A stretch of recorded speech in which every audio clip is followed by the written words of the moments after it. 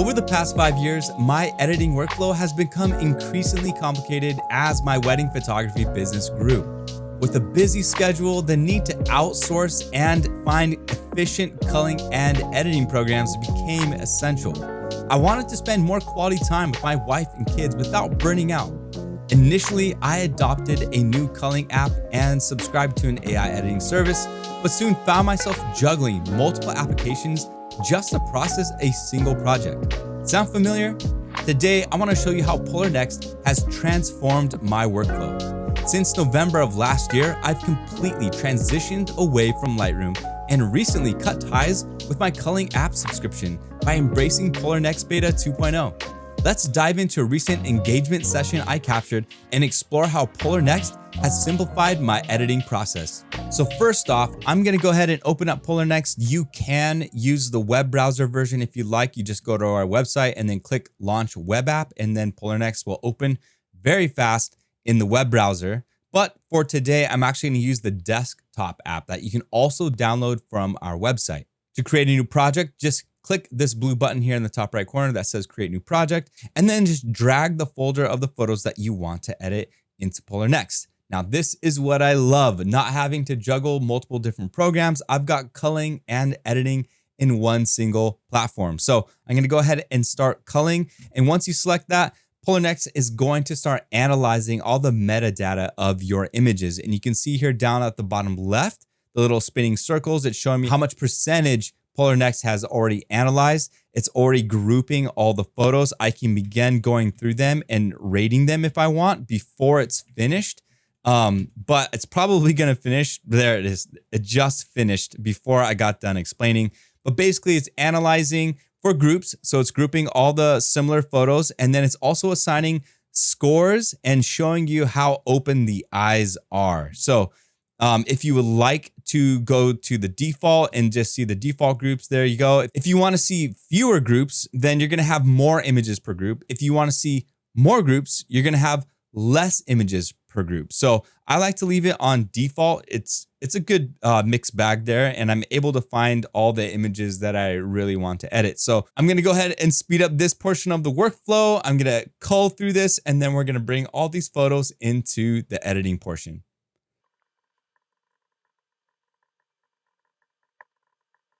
One thing to note really quickly is that as I'm culling through here, all of your hotkey shortcuts that you're used to from other photo editing apps, it's pretty similar. If you want a guide on all the shortcut navigations, you can go down here to the keyboard icon, and now you can see like how to navigate. You can see rating and labeling, all the different numbers, how to assign colors and star ratings, all right there. So you can quickly assign, like for me, I like to assign green to the ones I'm going to edit. And that's pretty much it. I don't really assign different colors for different things. So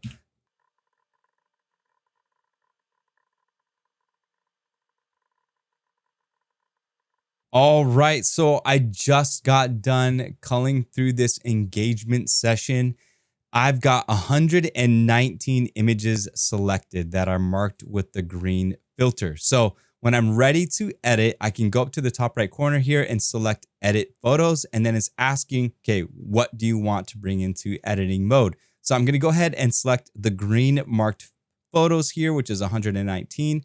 And we're going to go ahead and edit the selected. And again, this is the power of Polarr Next and Polarr Next AI. I just got done culling, now moving into editing. And instead of editing manually, which is like what you do by default in Lightroom, unless you have other editing software that can batch edit everything, I'm going to go ahead and select create a new AI style because I want to create a new style for this engagement session. I want to edit them individually, but with this advanced setup, it's going to look for the different lighting scenarios throughout this engagement session. And then I'm going to edit them basically like bookmarkers throughout the project. And then it's going to edit the similar images based on these, what we call reference images. So like I said, in the thumbnails, you see that they are black and white. And again, that's because I shot this in black and white. That's just the preview baked into the RAWs. Once we're done editing all the reference images, we're going to hit finish in the top right corner. And then I'll show you what we're going to do next after that. All right, so I've gone ahead and added a preset to this image. And I don't know if you noticed the film strip, but the AI actually applied that preset to all the images. And this is a feature that we have where if you want to speed up your editing in the setup progress, we have apply preset to all suggested photos, which you can totally turn off if you like to play around with multiple presets for multiple photos.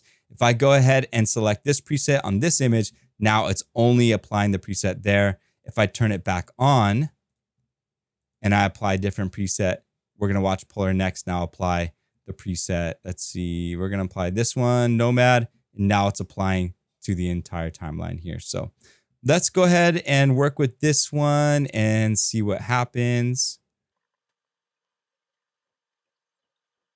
All right, and then once we're done with the edit, we're just gonna hit mark as a reference.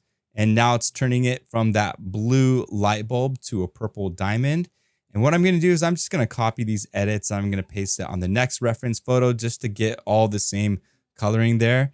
And we're gonna go ahead and adjust it to where I like it. One thing you're gonna notice as you start editing in Polarr Next, besides the AI's ability to edit and cull very quickly, is just how smooth the experience is working inside the app. Just all the sliders work easily in real time. I found myself quite a bit in Lightroom just trying to use the sliders and just waiting for the program to catch up with all my actions. So one thing I love and appreciate about Polarr Next already is just how smooth these sliders are, how responsive the program is. There we go. Maybe we're going to add a little subject mask here and just bring up the subjects here just a little bit, bring up those shadows and exposures, separate them from the background, mark that as a reference. Going to go here to the ring shot. That looks really nice. That's good. And last but not least, we're going to do this last shot here. Gorgeous sunset shot. Love it. All right. So we've got all of the reference images edited. This is the look that I'm going for this engagement session. Something that's a little bit warmer, a little bit more contrasty. And then as it gets darker, a little bit more moodier here. So you can see I've got all 8 references marked, and we're going to go ahead and finish the AI style setup. So I'm going to click the button, and now the AI starts working. And this is, I keep saying this is my favorite thing. This is one of my favorite things about Polarr Next is that it's happening right in front of my face. With my older editing workflow, I would send my catalog to the other programs, and then the edits would happen in the cloud or whatever. And then I would have to wait for it to be brought back into Lightroom to see all the edits happening in real time. And as you can see, it's processing. It's almost done. All 119 photos. Minus the 8 that I had. And you don't have to wait for it to finish processing. You can just jump right in and start editing if you want. And there it is. It actually just finished processing, and I already like the results of this. This is pretty much what I'm going for here. If I click on this grid view, I can really see how cohesive the album looks. I can already see ones that are a little bit colder, ones that are a little bit blown out, ones I need to adjust. And I can easily just go in and start making those adjustments. So I can just like copy these adjustments, maybe paste them here, get it to where that other one was. And in fact, I can just mark it as a reference and then mark this one as a reference. And now the AI has already gone, and you can see the AI style update between this, which is a bit more warmer, and this. And now we can go ahead and just adjust the crop there, mark it as a reference. And you can see in real time, the AI is updating the timeline. Let's go ahead and reset that. Let's get the crop in, get it all centered out again. And already this is looking really, really good. Very natural, very easy in real time, giving the AI feedback. And then you hit that M button, mark it as a reference, and watch Polarr Next just adjust all the similar images in real time. And you can, again, go step by step and see, if you want to go back to a style, go back to how it looked before, you can certainly do that, mark it as a reference, and you're just continually teaching the AI all about your style. You can go up here to the top right, rename it. Aaron's AI style is pretty good, but we can call this like sunset engagement. There we go. And that AI style is now saved within this project folder. There it is, that style. And you can actually see, if we go home, we go to my AI styles, you can see that my sunset engagement style. And if I wanted to use this AI style on a wedding or another engagement that I shot at the same location, all I have to do is just click use AI style, drag the new folder in of photos, and now the AI is going to start editing, and all I got to do is just get in there and start adjusting like how I'm doing now. But for the most part, this is pretty much it. If I wanted to go back to culling, all I got to do is go to the top right, select this cull photos button, and now I'm right back into the culling. If I wanted to see all the images that weren't selected, all I'd have to do is hit restore here because they were automatically hidden. Like if I go back to the editing mode and we're editing all the images I selected, you could see down here on this bottom right, this visible icon. If I unclick it and then I click the hidden, these are all the photos that I didn't select to be edited. And I can quickly go in, check it out, see if I want to edit. And if I want to edit this, all I got to do is hit right click, unhide photo. And guess what? The AI just edited it in real time. And the way we can see it is it doesn't have a color filter, right? I didn't assign a color filter. Now you can see the AI applied the edit to it. If it's off a little bit, then all we got to do is just do whatever adjustments we need to. Copy similar photos, adjustments, do it manually, however you want to do it. Mark as a reference, and now we're updated. Give it a green filter. We're good to go. So if I wanted to go back and cull photos, it's asking you if you want to see all those hidden photos again to look through them.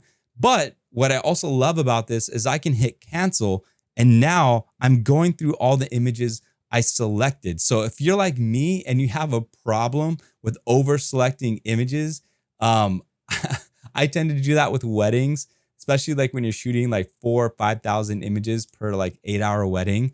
Man, my cull is like, it's a little out of control, and I'm trying to be a little bit more selective, a little bit more restrictive. But this is so great because now, as you can see, I can go through the images already edited. So if I find that maybe this image really doesn't fit in with the overall look, then I can easily just take the green filter away, like maybe this one, and now it's gone. And then let's go to another one. Maybe let's pick between these two. Maybe get rid of that one, and then let's maybe get rid of this one. Let's get rid of this one. And I had 120 greens. Now if I go to edit, I'm down to 116. So if you like to further refine your cull, there it is. Refined it down by about 4 images. But this is the Polarr Next workflow, having culling and editing within the same program, not having to open up the culling app, not having to open up the editing app, not having this big, massive editing program, this heavy footprint on my PC. You know, Polarr Next, let's see here. If I go to programs, if I look at the weight of Polarr Next on my hard drive, let's check this out. Polarr Next only weighs about 259 megabytes, whereas Lightroom weighs about 3 gigabytes. And I know like 3 gigabytes compared to like a 1 terabyte SSD drive or whatever, it doesn't seem that big, but when you're starting to get stressed out and maxed out on space, this 3 gigabytes compared to the 256 megabytes is a lot. This new Polarr Next workflow that I've got working for myself in my business has been a massive just stress reliever. It's helped speed up my workflow so that I can ultimately save more time in my life for my wife, my kids, my hobbies, and all that good stuff. So thank you so much for watching. And if you have questions or have any comments, please share them down below in the comment section. And don't forget to subscribe to this channel. I'll see you guys on the next one. Happy editing.